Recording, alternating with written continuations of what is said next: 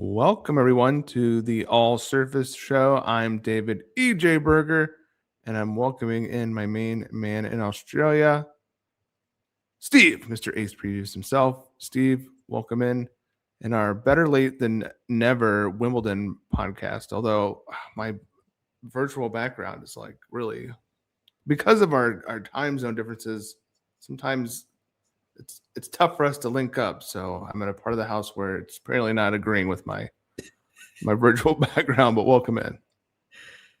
Thank you. Yeah, well, look, there's time zones, and look, Wimbledon's not a great time zone for me in Melbourne as well. From a viewing perspective, the first ball struck at 8 p.m. my time in the first week, which is great for the first match, and then you just get sucked in. You're like, oh no, I'll go to bed and I'll maybe get up early and catch the end of the last match, and then you blink and you're sitting there watching Hugo Humbert play Zizou Bergs after 2 a.m. in the morning on a cold night at the end of June, and that's just life. Life as a tennis fan. Yeah, that's Australian Open for me, where I usually cut it off about 2 a.m. But it does usually start about 4 p.m. my time, so a little friendly. It's not too bad. The first week of Wimbledon is not bad. It's when you start getting to the center courts doesn't start till 10:30, so then you're starting to get a bit, you might get one match. Then if you really get drawn in, you're in trouble. It's the accumulation over the fortnight. It catches up with you.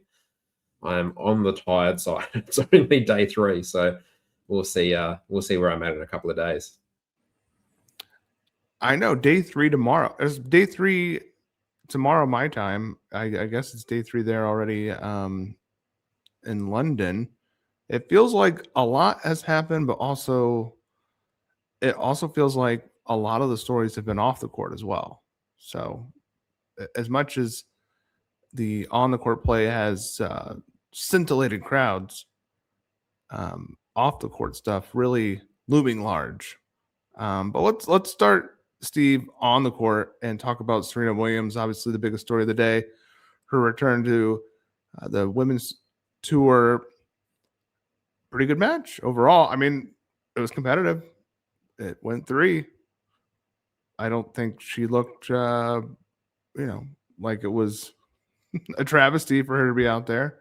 But I know that her lack of media commitment afterwards led you to an opinion. Yeah, I think I feel like up until she walked off the court, there has been a tremendous amount of goodwill around this whole situation. I agree with that 100%. And the comeback from the will she or won't she to the playing doubles, in the lead up to getting the last singles wild card. And, then since then it's been, we've probably had 6 days or 5 days since the draw came out, taking on Maya Joint. Everything until she walked off the court, I think, has been solid. She gave a good account of herself, forced a third set. Yeah, and she did a lot of press as well. She gave a lot of interviews. Yep. Tried to kind of talk down expectations and everything, and that's fine. I think where it kind of gets unstuck a little bit is just giving the mandatory press conference afterwards a miss and just sending a quote through, just a couple of sentences. Does not acknowledge Maya Joint in any way, shape, or form. Does not, mention anything outside of what is a Maya Joint. Well, the other thing is, I would be surprised. It was a very generalized statement. I don't think she sat down and crafted that. I would be surprised. What do you feel like it might have been Claude? Oh, well, yeah, or it was her. It was someone in the PR team using Claude. Anyone could have come up with that, I think. But it's just like Wimbledon's given you a wild card to come back. The very least you can do is honor your commitments. And a prime time spot as well. Exactly. You've got, last up on the main court. Yes, it was a good match, but then there's you see the comments on she did the straight arm handshake at the end. Yes, notoriously, the straight arm handshake means it's a negative thing to happen. Yeah, There. yeah.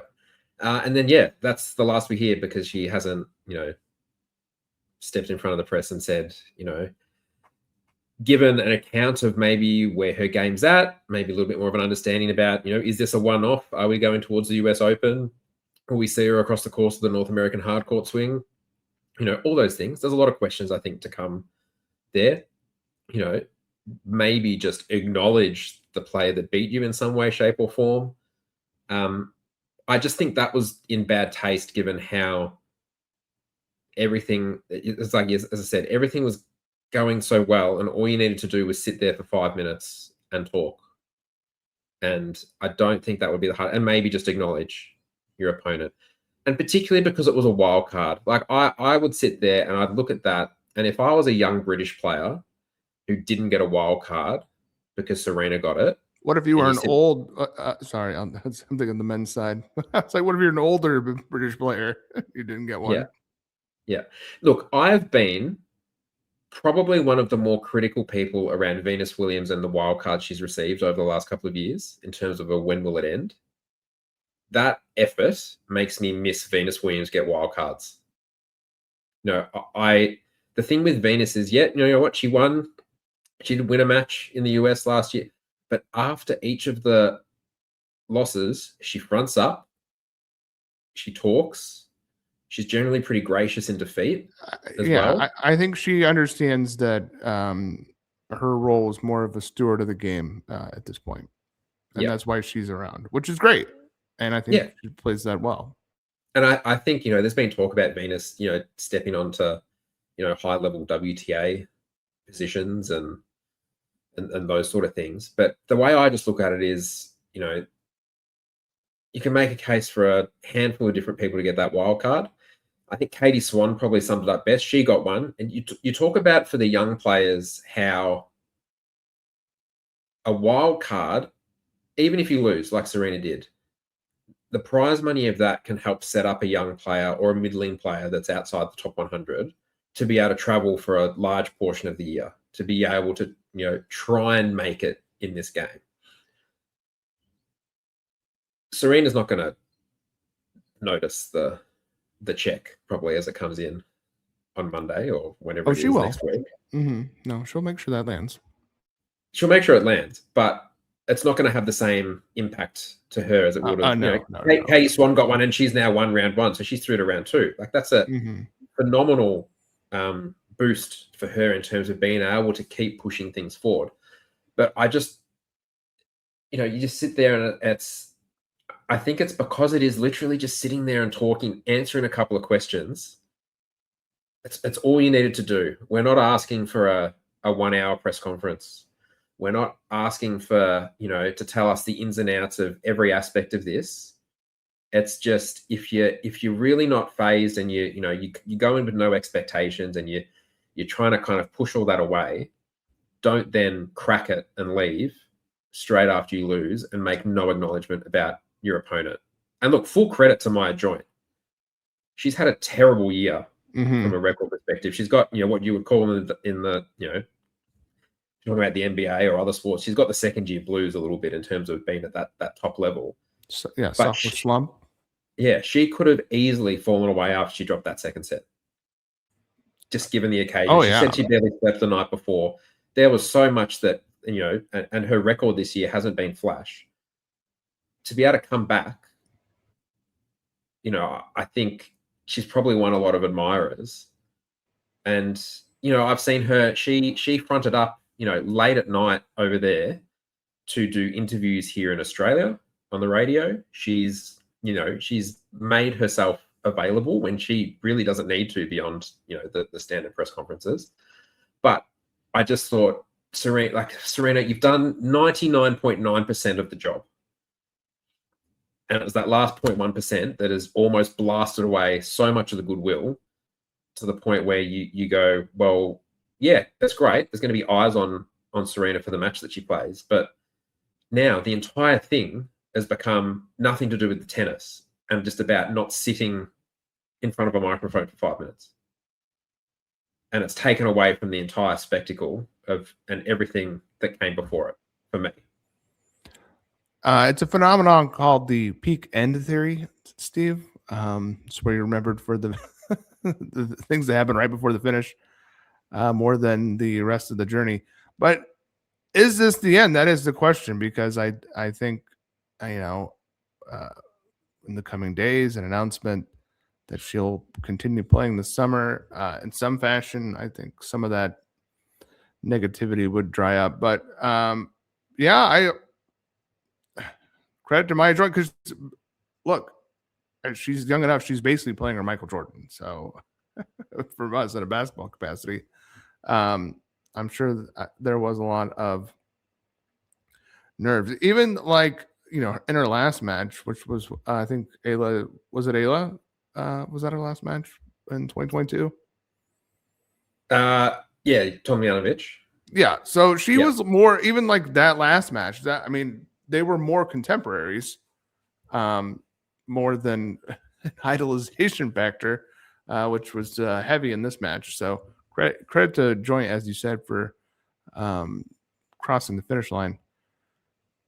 And it's going to be interesting to see Go ahead. that gives her a boost for the rest of the year. But also, she's got Alex Ayala now in round 2. It's going to be an interesting clash now.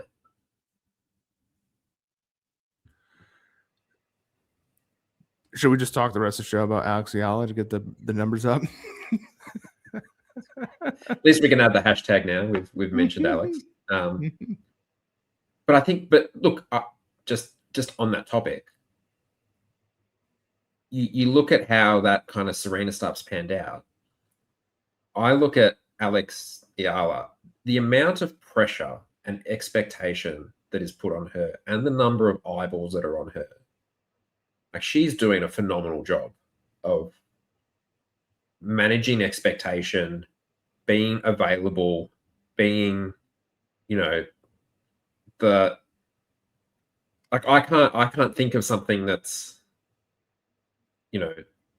a drawback or a negative or something that, there's been an incident or anything around Alex and her behavior in press conferences, her behavior on court.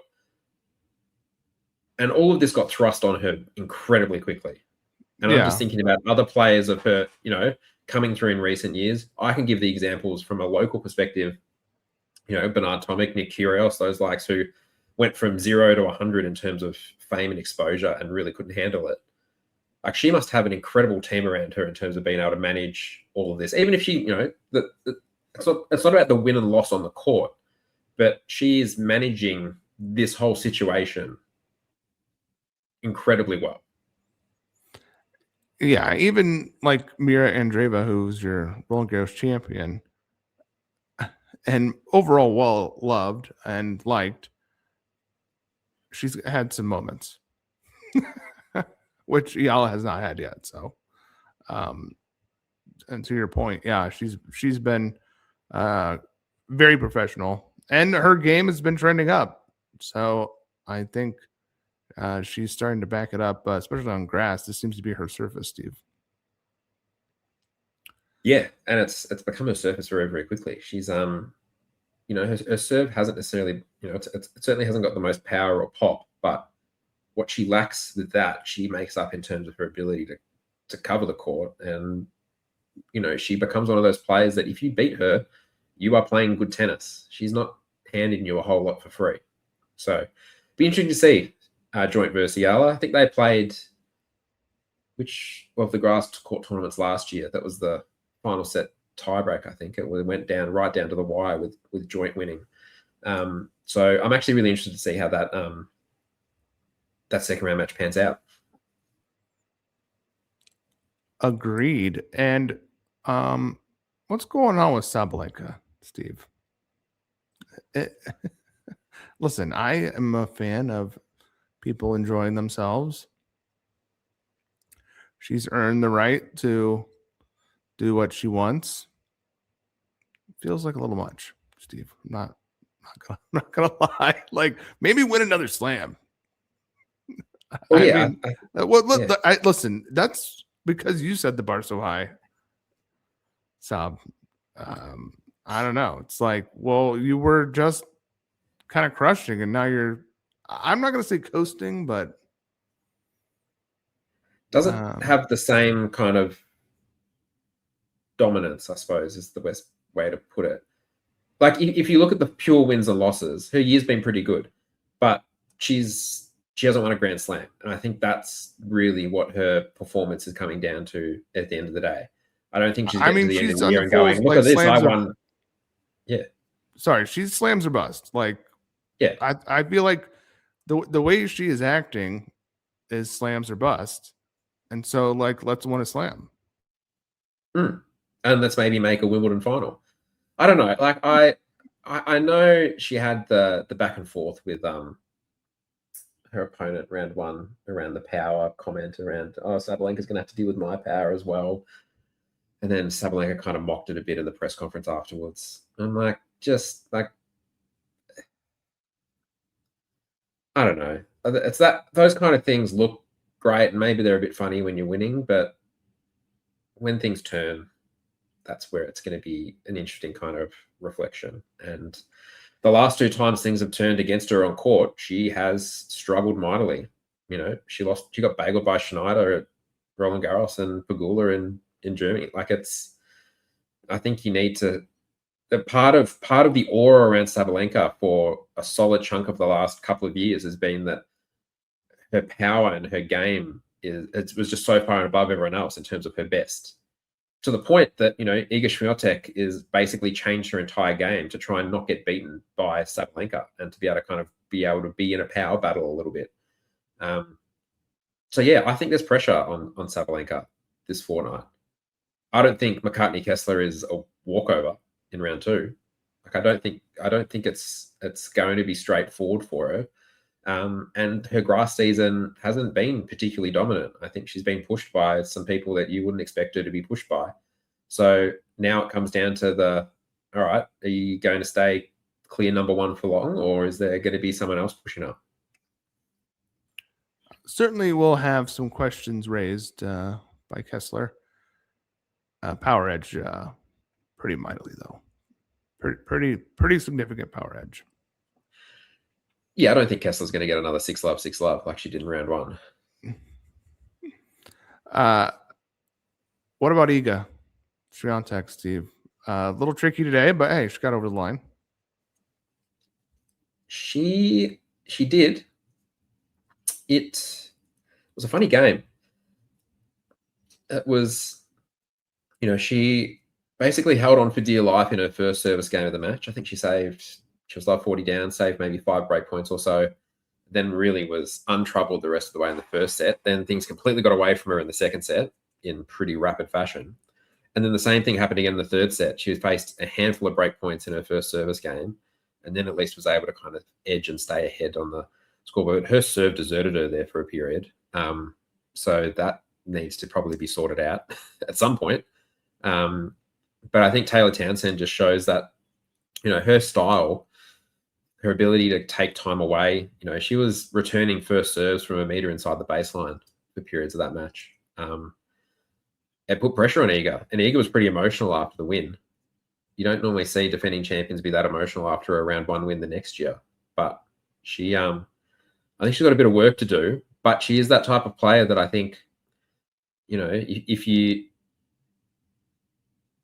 you give her the chance to adapt and get comfortable in some conditions and, you know, across the course of a fortnight, she can sometimes get a little bit tougher to beat as the fortnight wears on. If you don't make the most of your opportunities early in a fortnight, that can sometimes come back to bite the rest of the field.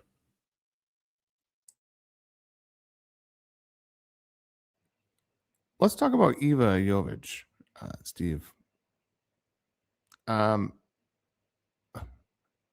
Could she be a surprise here in this? I'm looking at her quarter. Obviously, we have Coco. We have Pegula, Bencic, But if there was going to be a revelation from this quarter, I feel like she's got a real shot here, Steve.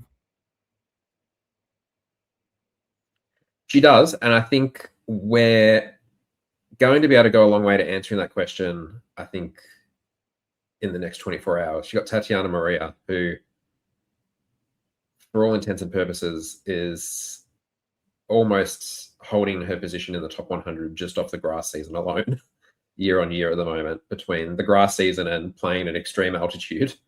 That seems to be kind of her little area of expertise at the moment. So I think this is going to be a really interesting test for Eva.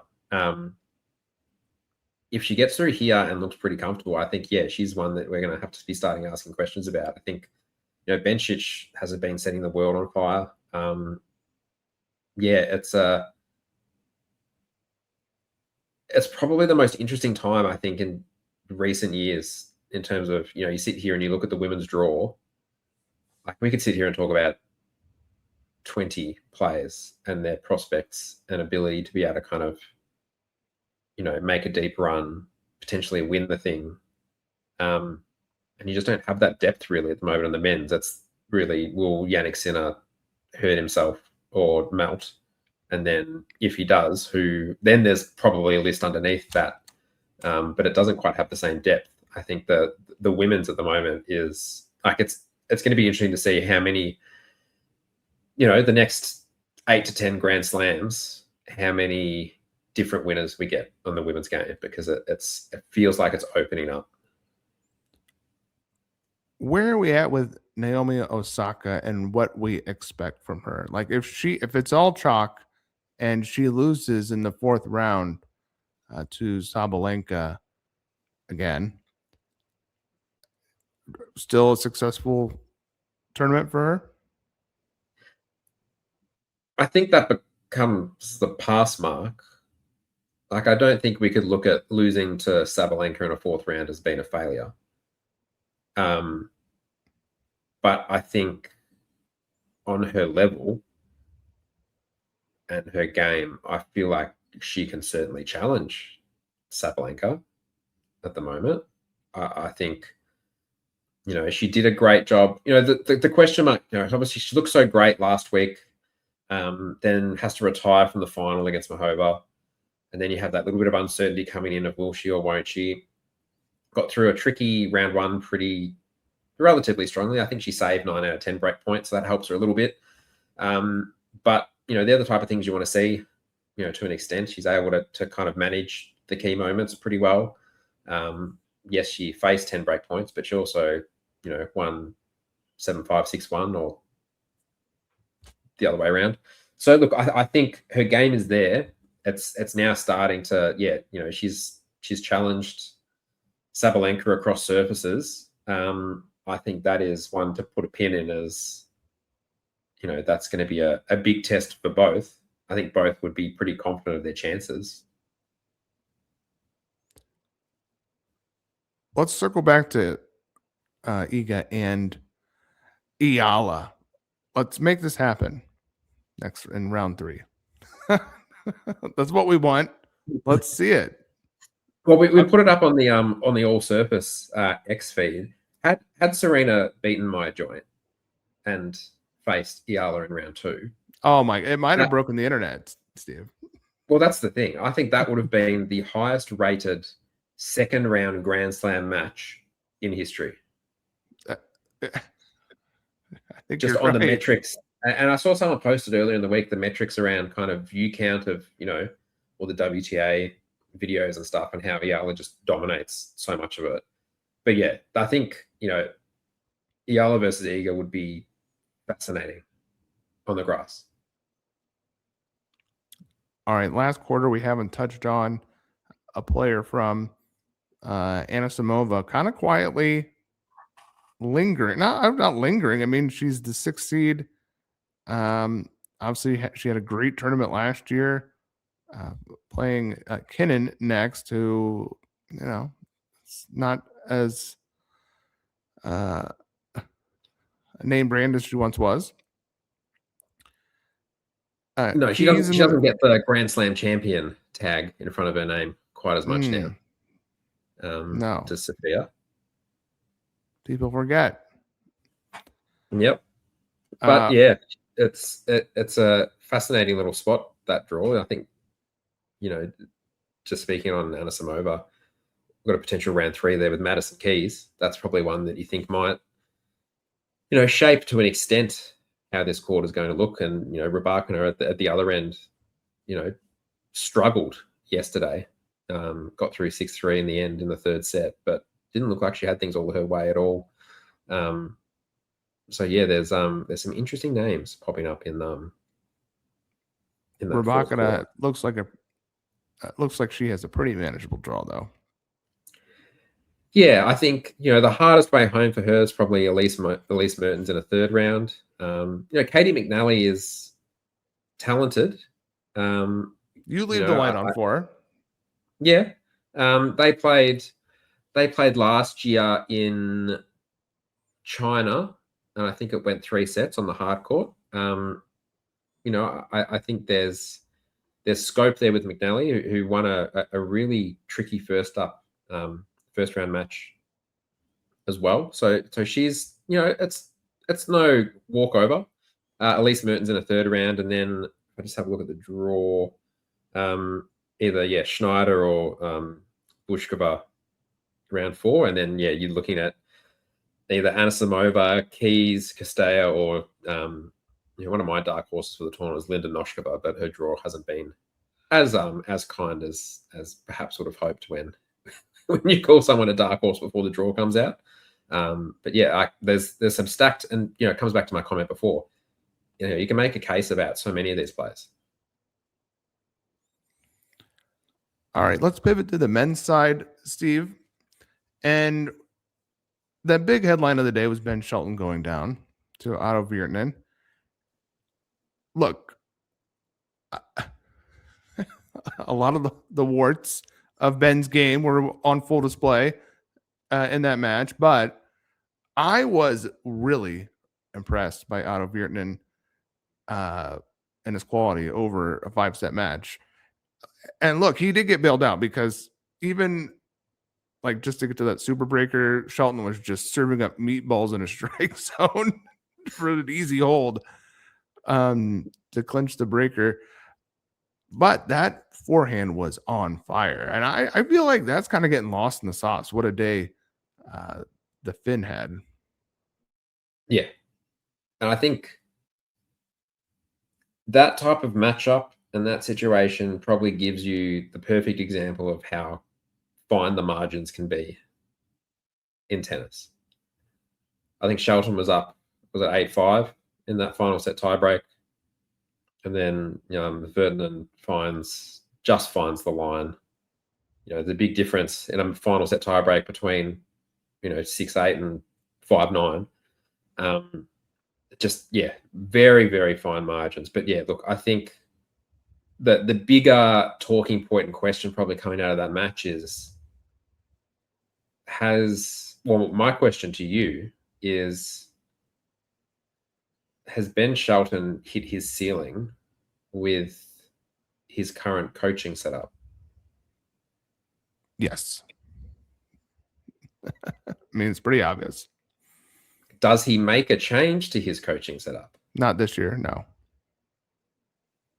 If Stefanos Tsitsipas beats Novak Djokovic tonight, a week after ditching his dad from the coaching ranks,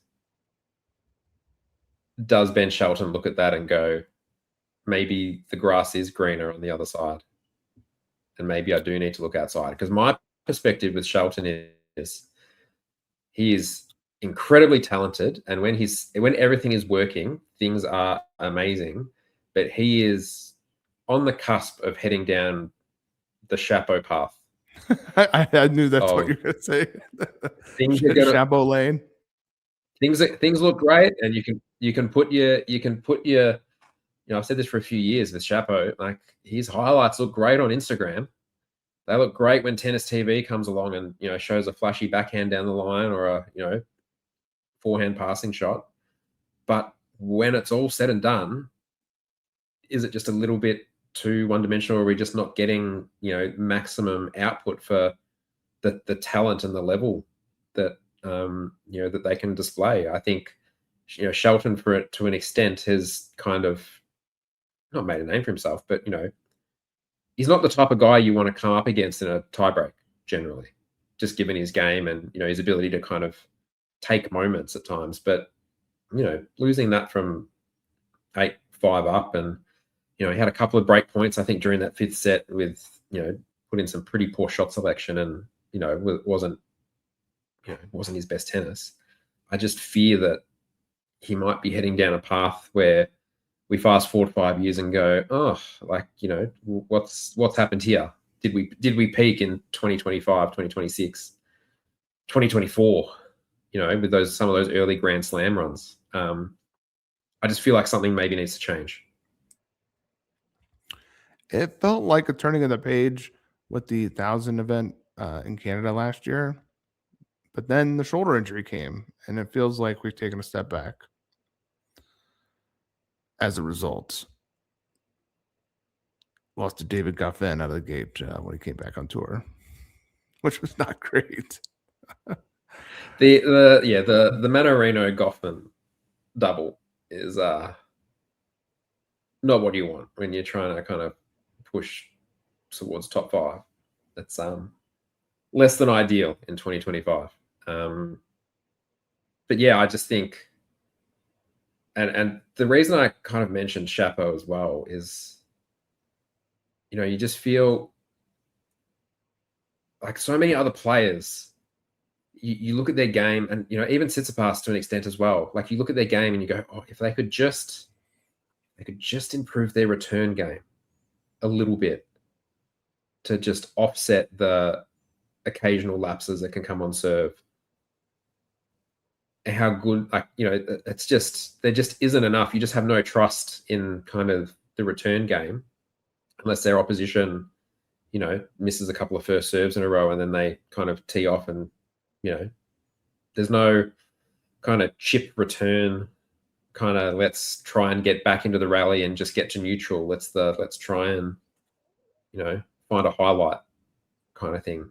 It just doesn't feel, I don't know if it's a concentration thing. I don't know if it's, it's a confidence thing. But, I remember John talking, wasn't there a period where Shelton, like, there's people who just don't break serve for an extended period of time, and that's going to catch up with you. You can only fine margin your way out of tie breaks for so long. And Ben Shelton, I think, found that out yesterday. He's played over 30 tie breaks this year. Yeah. Which is great. It's good to have that skill of playing tie breaks, but it just leaves you open, I think, more often than some of the other top guys. Over the weekend, when I recorded the MP9 show, Steve, I talked about the quarters 2, 3, and 4 being the most wide open since I started doing these tennis shows about 5 years ago. And I stand by that. These are wide, and especially with Artur Feast returning to the tour today and looking sensational. I mean, it looked like there was a hairy moment in the first set where he was cruising on serve, then fell down a break point, but he saved that game and broke the next game to take that first set, and then it was smooth sailing from there against a very heavy serving Ralph Collion, who I talked about on this podcast last time for our French Open show. And man, I mean, hour and 38 minutes for a 3-set match. I think he's quietly announced himself as a contender, at least for that quarter. Yeah, that's a great way to manage your body, get on and off court that quickly, particularly in your first match back. It's that was the type of I don't want to always compare players to other players, but it was the type of performance that, like, Jakub Menchik would love. Like, it's or Alex short, Bublik. sharp, to the point, consistent, get the job done. You see a pathway there that's called the scenic route. You opt not to take it. You go straight to the finish line, get it done. Yeah, he's now become someone to keep an eye on, I think, this week. But He's the one. If you think compared to 3 days ago, who the two players are who have gained the most, Arthur Fils and Taylor Fritz, just by benefit of Jack Draper pulling out and things opening up significantly. And Zverev being down the line, who he apparently is the father of. Doesn't mind playing Alex, old Taylor. Just talking to the openness, and I'm disappointed it's taken me 35 minutes to make a comment about this. Do we need to acknowledge a certain title winner from last week? Oh, I think we do. Welcome to the title club, Alejandro Davidovich Fokina. Title watch was on last week. It was on. And I reckon we've talked about him a little bit this year. And when things weren't going his way, I feel like we talked about how the best chance for him to break that would be to play a tournament the week before a Grand Slam. Because let's be honest, that Mallorca draw was not strong. I know. But he made the most of it, and that's the thing. Now the pressure's off. So well done, Alejandro. We tip our caps to you. Well, let's use him to talk about this second quarter, because it's the one with Novak. He's playing Tsitsipas tomorrow. I assume he gets through. I mean, I was thinking about this on the drive home. Like, people, I'm sure, are betting this match. On our betting show, John and I passed. I just what's your edge? Tsitsipas is not the level he once was. His backhand is not very good. He still has a pretty good serve forehand, and those typically trouble Novak. You can turn it into a wrestling match, but then you also know Novak still has a level. But then also, he can randomly not be able to serve. So it's there's just so many question marks around both players. There's question marks, but I feel like there's maybe one less question mark around Tsitsipas than there has been this year. I'm pretty sure I saw him make a comment that he's over his back issues. So there's an element of trust, I think, back in his body. I don't think you can take a stack away from his round one win. But no, this becomes maybe you can look at it from both sides of the coin. I think Tsitsipas is more than capable of the upset here. But then on the other side of the coin, I just sit there and go, well, for me personally, this match will be on about 2, 3 a.m. Do I have the desire to wake up and watch Novak Djokovic serve at Tsitsipas's backhand for 2 to 3 hours? And I just don't know if I have that in me. Do I have that in me? I don't know. I think Fokina, listen, who knows with Fabian Marichon? It wouldn't shock me for him to play well and beat Fokina, but obviously a pretty winnable match here for Fokina. And let's see what Leonard Tien does against Vucevic, but that's a spicy potential third rounder with an informed Fokina versus Tien. Yeah, I'm a little. I had some question marks over Lerner after his round one win, so I think those questions are going to be answered tonight against Vucevic. I think if Lerner can. The thing with Lerner's round one match, the bit that kind of surprised me was there was this moment at the end of the second set where he was serving for the set, and I think he had to save a break point in the game, but he held serve. He had the body language of someone who was kind of 2 sets to 1 down, and he literally just held serve to go 2 sets up. And then things started to kind of get away from him a little bit, and he was probably... he's not the only one. He was lucky to not find himself in a 5th set. But that being said, I give him a pretty decent shot against, as I said, Davidovich Fokina. He's the type of player who can really frustrate Alejandro. Mm-hmm. And we saw the other week that playing Auger-Aliassime is effectively a coin flip between those two. I think coming down to what was a final set tiebreak. I think the learner was up maybe 5-4 serving in that tiebreak and lost the last 3 points. I think he is a genuine chance. I kind of feel like the learner's either going to get knocked out tonight or he's going to make a quarterfinal. And I'm not sure there's much in the middle there in terms of, I think, his level and ability. What he does kind of show, I think, is some of his shot making was exceptional in round one, but it was just that kind of body language of why are you that frustrated when you've literally just gone up 2 sets to love?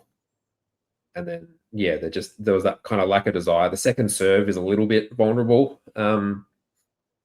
So that's probably something he's going to have to try and mask a little bit.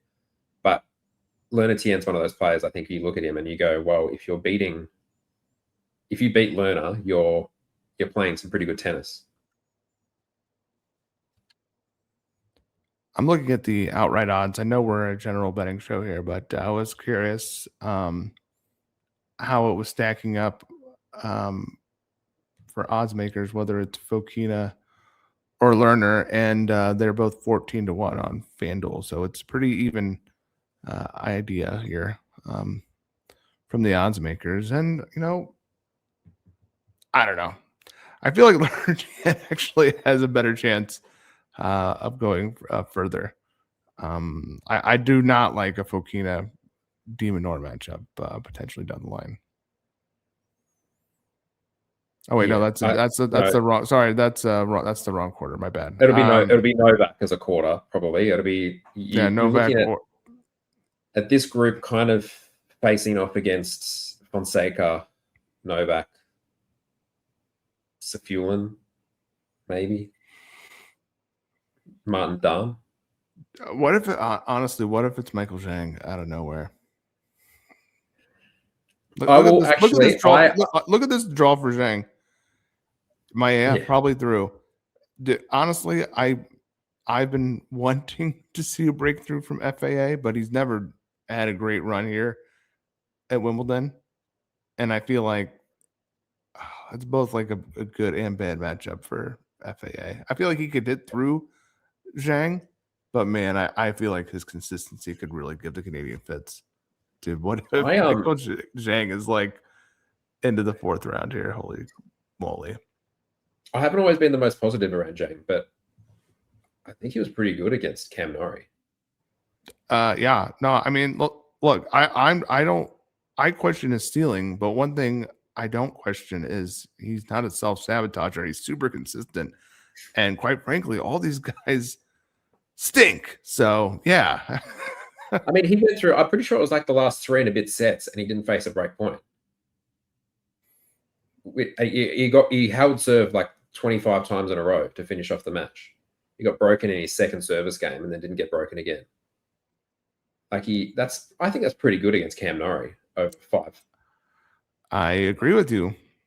Although, I mean, say what you will about the match, but he was completely annihilated by Hodar in Acapulco. So maybe Norrie's further away from his top level than we think. Yeah, I think it still, I think, counts as a pretty decent win, particularly with Norrie at home on grass. No, it 100% does. I agree with you. And look, the player we haven't really mentioned and we've kind of glossed over is Prismic, who is playing FAA. I agree. We talked. Yeah, John and I talked about that match today. I odds wise, I obviously think that it's. I think Prismic is pretty live. Prismic is a quality player. I mean, yeah. I don't know how anyone who's watched him recently can deny that. Yeah, and but has I think an it is incredible refreshing jawline, by the way. I think it's refreshing that we can sit here and talk this long about a quarter of a draw and not just sit here and go, Novak. Or, I agree. Sinner, Alcaraz. Zverev. Yeah, well, normally, it's Sinner and Alcaraz nuking 2 quarters. And then depending on the setup, Zverev likely winning the other one. So yeah, I agree. It's been good. And I think that is also a good place to wrap this up. Steve, we will talk more Wimbledon. Let's do this again. It was a desperately late Wimbledon show, but I think good conversation ahead of the first weekend. Better late than never. Better And late than never.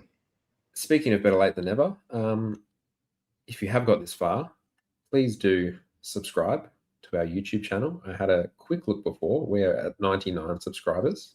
Oh. So we are one away from hitting triple figures. I don't think they send a plaque for that, but no.